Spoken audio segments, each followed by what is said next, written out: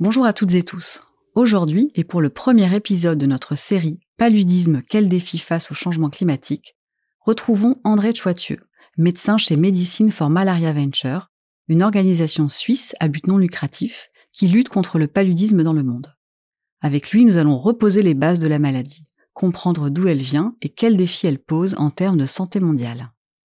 Le paludisme est une maladie ancienne, définie initialement comme le mal des marais. Elle avait été identifiée initialement autour des cours d'eau, autour des marécages, des marais, et qui continue malheureusement à faire beaucoup de victimes aujourd'hui, principalement en Afrique. Et les enfants de 0 à 5 ans sont les victimes préférentielles de cette maladie.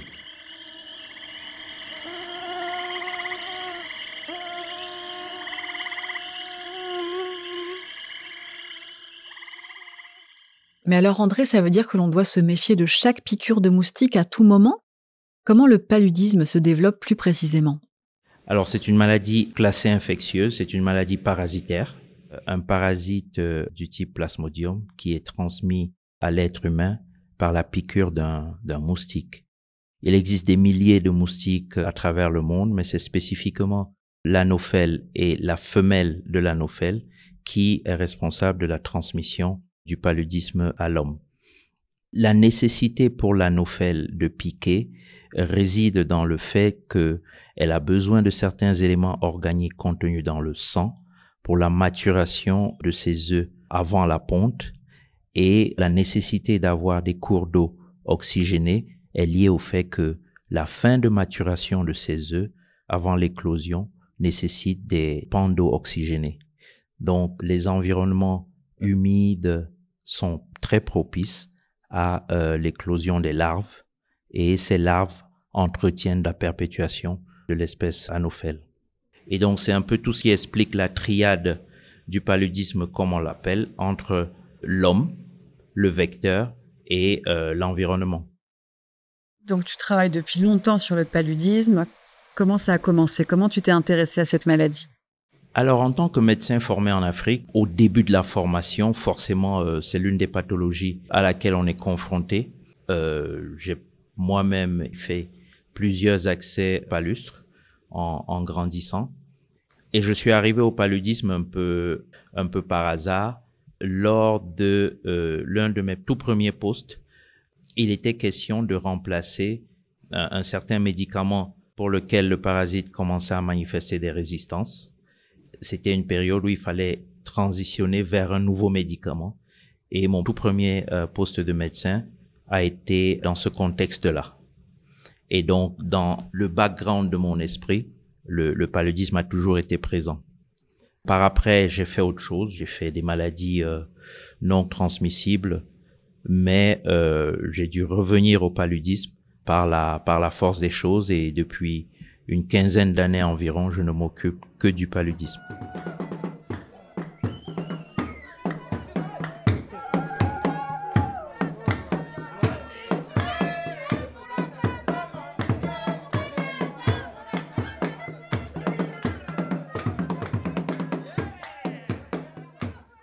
Donc le fardeau aujourd'hui, il est surtout porté par l'Afrique. Est-ce que tu peux nous en dire un peu plus ? Oui, 90% des cas de paludisme environ concernent l'Afrique entre les tropiques, dont l'Afrique au sud du Sahara et un peu au-dessus de l'Afrique du Sud, on va dire ça comme ça. L'Afrique du Nord ont réussi à l'éliminer, et l'Afrique du Sud est en bonne voie d'élimination également.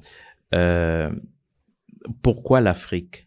La majorité des cas de paludisme sont concentrés dans la zone intertropicale, qui remplit un peu les conditions climatologiques pour le développement du moustique. On a parlé tout à l'heure du mal des marais, donc il faut des cours d'eau, mais également il faut une humidité, une température accessible pour le développement de ces parasites. Et ces conditions sont majoritairement remplies en Afrique. D'autre part, on remarque une similitude entre la carte de la pauvreté dans le monde et la répartition du paludisme. Et donc, il est évident que le facteur pauvreté est un facteur qui maintient et entretient le paludisme. Ce sont un peu les deux raisons qui expliquent que le fardeau soit porté majoritairement par l'Afrique. Bien évidemment, l'Asie du Sud-Est, l'Inde, l'Amérique du Sud sont également touchés, mais à une faible proportion. Mes enfants ont souvent le paludisme. Le paludisme donne de la fièvre. L'enfant a le corps brûlant, puis il a des convulsions, des vomissements et de la diarrhée. Nous sommes venus ici pour chercher le médicament pour la prévention du paludisme. Nous avons réalisé l'importance de ces traitements. C'est pourquoi il y a tellement de gens qui viennent le chercher. Le premier symptôme, c'est la fièvre. On a des maux de tête également. Dans certains cas, on a de la diarrhée. On a des douleurs articulaires. On a un syndrome qui se rapproche un peu de ce qu'on appelle communément la grippe. C'est l'un des diagnostics différentiels. Et ce sont les premiers symptômes. Donc ce n'est pas le moustique qui est responsable de la maladie, mais plutôt le parasite qui est porté et transmis par le moustique. Quel est ce parasite, le plasmodium, et comment génère-t-il de tels symptômes? Il existe plusieurs types de plasmodium qui sont à l'origine du paludisme, et le plus virulent est celui qu'on appelle Plasmodium falciparum.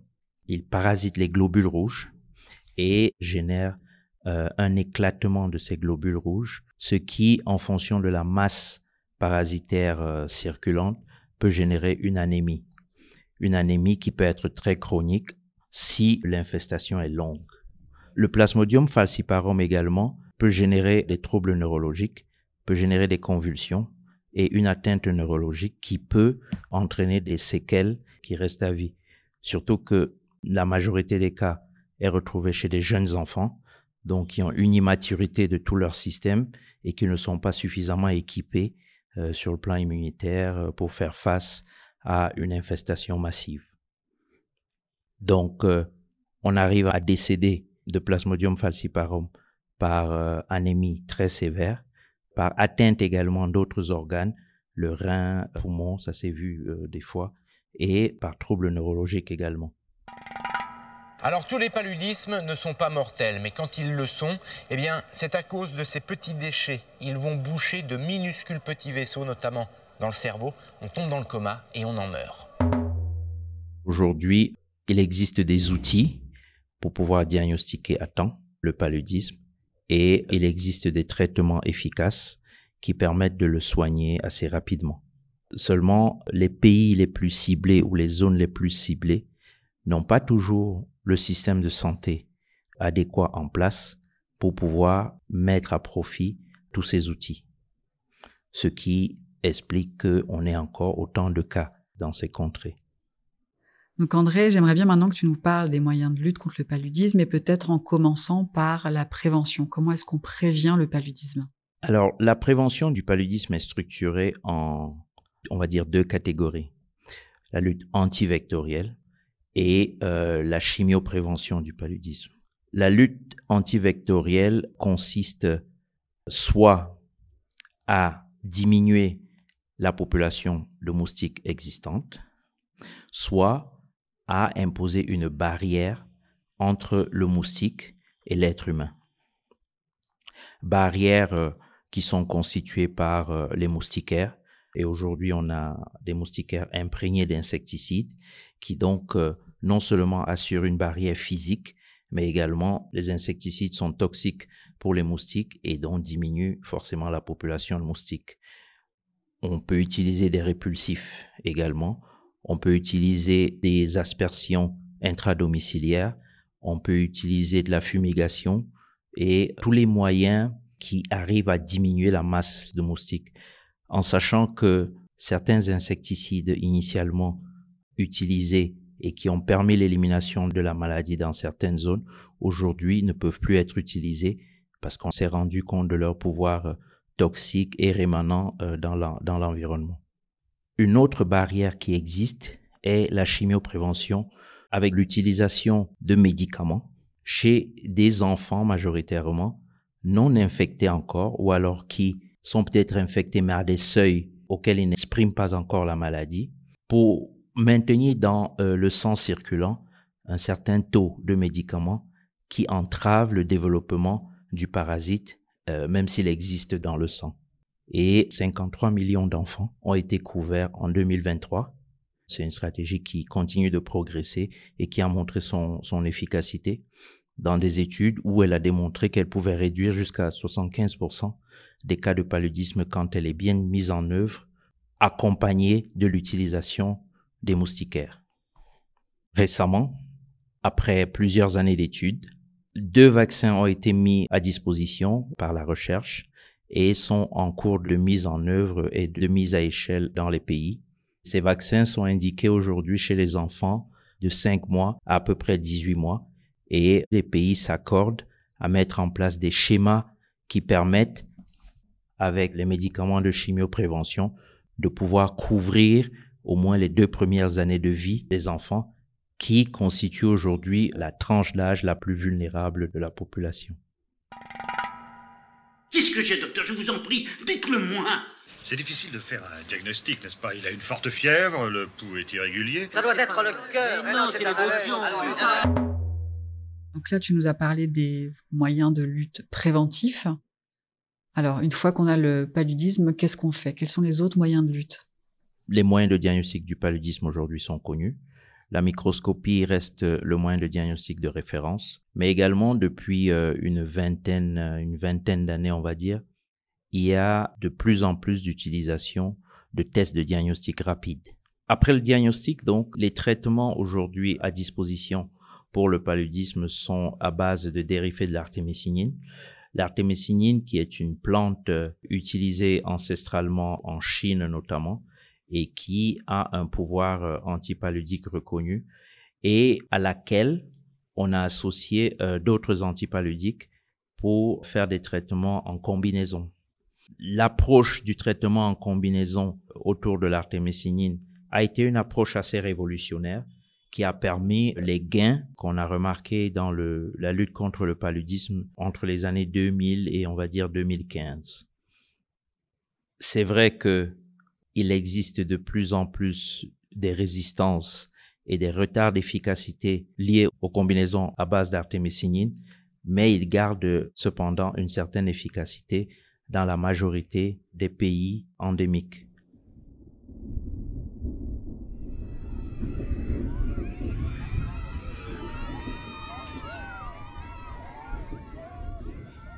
Donc là, tu nous as parlé de tous les outils de lutte contre le paludisme, cet arsenal, comme tu dis, d'outils. Qu'est-ce qui défie alors l'efficacité de la lutte contre le paludisme? La lutte contre le paludisme est menacée par plusieurs facteurs. Un facteur humain, parce que les informations, les connaissances à propos de la maladie ne sont pas toujours bien disséminées ou bien assimilées par les populations victimes. Ce qui fait que le recours aux soins n'est pas toujours fait à temps parce qu'il y a des croyances qui existent et qu'il faut déconstruire. Deuxièmement, les systèmes de santé sont également un autre facteur. Le maillage en termes de formation sanitaire dans les pays affectés n'est pas toujours optimal, ce qui allonge la distance entre les patients et les soins. Pour contrer ceci, certains pays sont en train de mettre en place des systèmes de santé communautaires qui ont fait des résultats là où ils ont déjà été bien mis en place, mais ce n'est pas encore une stratégie largement adoptée par tout le monde et la pérennisation du système de santé communautaire n'est pas toujours optimale. Après, la pauvreté. On l'a dit tout à l'heure, il y a un parallélisme à établir entre la pauvreté et le paludisme. Et pour lutter contre le paludisme, il faut beaucoup de moyens financiers. Et les investissements dans la lutte contre le paludisme ne sont pas toujours suffisants. Après, à côté de tout ceci, il y a le parasite. Dans l'histoire du paludisme, on s'est rendu compte que après l'utilisation pendant un certain temps de certains médicaments, le parasite arrive à développer des résistances. C'est ainsi que la chloroquine qui était utilisée par le passé a été laissée de côté parce qu'elle n'était plus efficace. La sulfadoxine pyrimétamine a été laissée de côté parce qu'elle n'était plus efficace. Et aujourd'hui, les dérivés de l'artémisinine restent efficaces, mais ils commencent à montrer des signes de fatigue. Et donc, il faut préparer déjà l'arrivée d'autres molécules qui vont remplacer et prendre le relais des dérivés de l'artémisinine. Une autre chose qu'il faut considérer, c'est le moustique. Et le moustique arrive aussi à développer des résistances aux insecticides. Et donc, si les insecticides ne fonctionnent plus, il faut pouvoir trouver d'autres alternatives. Le développement de nouveaux insecticides auxquels le moustique n'est pas encore sensibilisé. Ou alors, aujourd'hui, avec des techniques de génie génétique, soit pour diminuer leur pouvoir reproductif, soit alors pour diminuer leur durée de vie et diminuer la population de moustiques. Nous avons le groupe de travail surveillance épidémiologique où on se réunit toutes les 2 semaines pour faire des analyses dans un focus group. Nous pouvons être appelés à faire les distributions de masse. Donc si on constate que toute une zone est atteinte ou en épidémie, et on distribue les moustiquaires pour casser la chaîne de transmission. On fait des séances d'information, éducation et communication. On fait la prévention, la promotion de l'assainissement intra- et péridomiciliaire. Donc c'est un peu différentes stratégies qu'on met en place. Donc là, tu es venu participer à une formation sur le changement climatique et le paludisme, qui est à destination des programmes de lutte contre le paludisme, le changement climatique étant un nouveau défi. Est-ce que tu peux nous en dire plus? Il existe une relation étroite entre le paludisme et l'environnement et donc le climat. On a parlé tout à l'heure de conditions de température favorables au développement des moustiques. On a parlé de cours d'eau. Qui dit cours d'eau dit pluviométrie. Et donc, aujourd'hui, les perturbations climatiques qui sont notées vont forcément redéfinir un peu la carte du paludisme, soit en termes de durée de transmission, soit en termes d'intensité de transmission, parce que avec les récents événements d'inondation, par exemple, on a vu des poussées épidémiques de paludisme dans des zones où on avait une transmission stable et maîtrisée. Donc, les facteurs climatiques aujourd'hui sont un véritable enjeu et un véritable défi que la communauté paludisme devra relever en se projetant, mais également en s'adaptant et en se préparant pour des réponses de type épidémique de plus en plus. Mais également, on a des avancées de la sécheresse dans certaines autres régions où forcément les conditions ne seront plus favorables au développement des vecteurs et on devrait s'attendre à une réduction des cas. On peut envisager également avec ces perturbations d'une année à l'autre de passer à de très faibles cas à une épidémie l'année suivante. Et il faudrait que les systèmes de santé soient prêts à absorber toutes ces variations.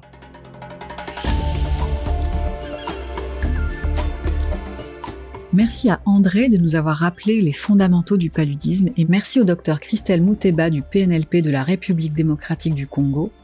Le changement climatique fait partie des nouveaux défis à prendre en considération dans la lutte contre la maladie. Et comprendre comment et pourquoi, c'est tout l'enjeu de cette série de podcasts. Dans le prochain épisode, nous recevrons Cyril Caminade, climatologue, qui détaillera les effets du changement climatique en précisant leurs conséquences sur la transmission du paludisme. Ce podcast est produit par l'Initiative Expertise France. Merci d'avoir écouté ce premier épisode. Si vous avez aimé, n'hésitez pas à partager ou à commenter. Et on espère surtout vous retrouver pour la suite de la série. À bientôt.